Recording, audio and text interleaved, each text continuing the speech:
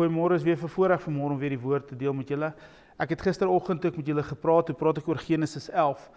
En ek lees vers 6, en vers 6 wat sê dat al Israeliete was een taal gehad het, was een volk gewees en hulle kon, en die Here het afgekom en na hulle gekyk en gesê hulle kan alles vermag. En as jy verder lees, dan sê jy sien dat die Here het toe die tale ingesit en almal verskillende tale gegee.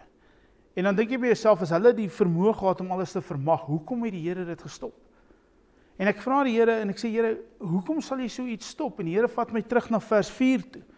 En vers 4 lees as volg en sê, hulle sê, dis die Israeliete, kom laat ons vir ons 'n stad bou en 'n toring waarvan die spits tot in die hemel reik en laat ons vir ons namaak, sodat ons nie oor die hele aarde verstrooid raak nie. As jy daai lees, maak dit vir my oop hoekom die Here hulle gestop het. Want dit gaan oor ons, dit gaan oor die eie ek, my ek, wat ek wil doen, die ego, dat ek wil naam hê. Dit het nie gegaan oor wat die God wil hê nie. Dit gaan ook nie eers oor die belofte wat die Here vir hulle gegee het met Noag se tyd wat hy reënboog gestuur het en vir hulle 'n belofte gemaak het dat hy dit nooit weer sal doen nie.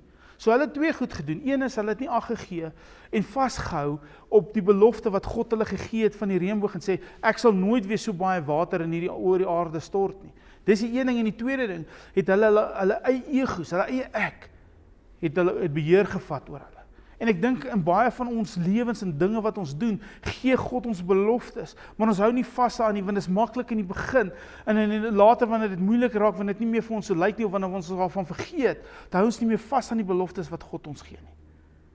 Ons moet vashou in wat God ons gee, want as sodra ons nie dit doen nie, en ons hou nie in God vas nie, begin ons self eie ek deurkom, dan begin ons eie planne maak. Dan sê Here, seën my planne. Wat het geword van ons is in God se planne. Here, wys my u weë, sodat ek in u weë sal beweeg, sodat al reeds geseënd is. Ek meen, dit het goed gegaan met Israel, tot hulle eie ek ingekom het. Die eie ek het alles gebreek, en toe moes die Here, die hele volk, opsplit en vir hulle elkeen hulle eie taal gee. Weens die ego, die vyand wat daai eie ek deurgebring het. Kom ons bid vanmôre saam. Here Jesus, ons sê vir u dankie dat u ons God is. Vader, ons vra, Heilige Gees, gee ons die wysheid en die insig. Vader, waar die eie ek wil deurbreek, Here, en waar die eie ek wil manifesteer, Vader, vra dat u vir ons sal wys, dat ons sal nederig bly en voor die voete sal wees.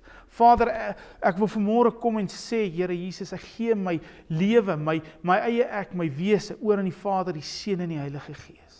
Here, lei u my, gee Heilige Gees, u is die beste leermeester, die woord sê u is die beste leermeester. Leer my dat ek my Vader se weë sal ken, nie my weë nie. Here, maak nie saak hoe moeilik dit gaan nie, dat ek sal oorgee en u sal volg en u stem sal hoor.